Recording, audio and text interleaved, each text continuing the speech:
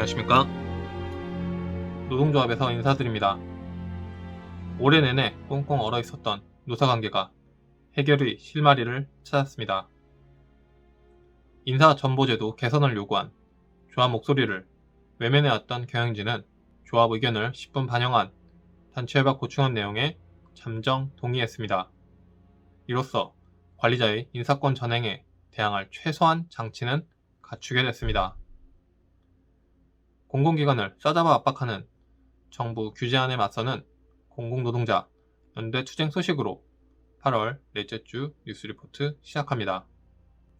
22일 월요일 오전 우리 조합 이석철 수석부위원장은 용산 대통령 집무실 앞에서 진행된 공공노련 1인 릴레이 피켓 시위에 동참했습니다. 이번 투쟁은 현 정부의 공공기관 혁신 가이드라인 내용의 부당함을 알리고 공공기관의 공공성을 지키기 위한 다짐의 자리였습니다.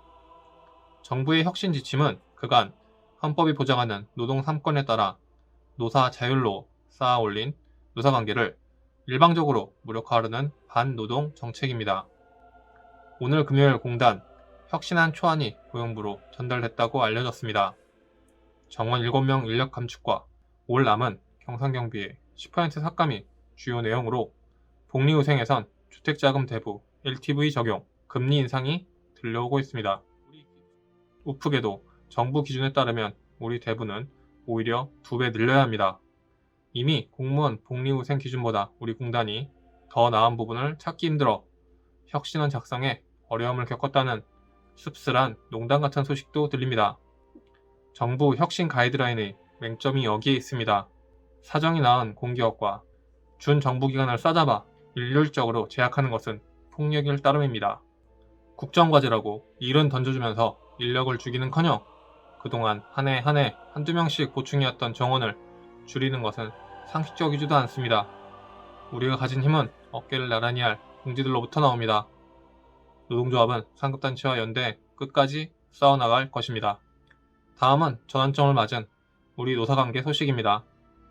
24일 오후 어수봉 이사장이 거의 5달 만에 조합 사무처를 찾았습니다. 연초 인사제도 개선을 위해 시작한 투쟁은 지난 5월 인사제도 개선 협의체로 잠시 숨을 골랐다가 지지부진한 사측의 태도로 계속 수위를 높여왔습니다. 하반기 전보 인사 이후 더욱 얼어붙었던 노사관계는 2달여 물밑 협상 끝에 이번 주 드디어 단협 보충안 내용에 잠정 합의하고 화해하기에 이르렀습니다. 사측은 전보시 지역 부위원장 의견 청취 등 조합 의견을 대부분 수용했습니다. 박지덕 위원장과 환담을 나눈 어 이사장은 앞으로 잘하자는 구호를 함께 외치며 협력적 노사관계 구축을 위한 의지를 드러내기도 했습니다. 노동조합은 연초 3대 요구안으로 투쟁을 시작했고 앞서 말씀드린 대로 보충협약관을 제외한 2가지 요구사항, 외국인 사업에서의 휴일 대체, 평일 능력평가 사업에서의 불법 유연근무 폐지와 임금 보상 문제는 5월에 이미 수용한 바 있습니다. 남은 것은 공정한 전보제도 개선이었습니다.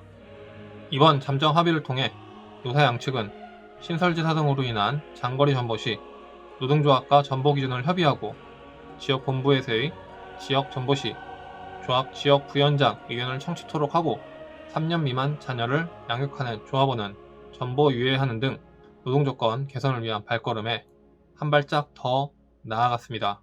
본 합의는 다음 달 5일 전국 지부장 등이 모인 운영위원회 자리에서 진행할 예정입니다. 보충 합의 역시 단체협약과 같은 효력을 가지게 됩니다. 월요일 공단 허대만 기획운영이사가 운명을 달리했습니다. 박 위원장이야 본조 사무처 일원은 포항 장례식장을 찾아 고인의 남은 가족을 위로했습니다.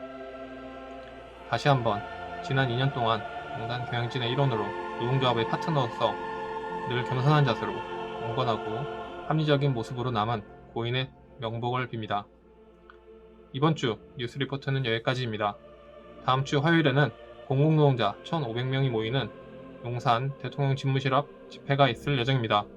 조합에 많은 관심을 부탁드리며 다음 주 다시 인사드리겠습니다. 감사합니다.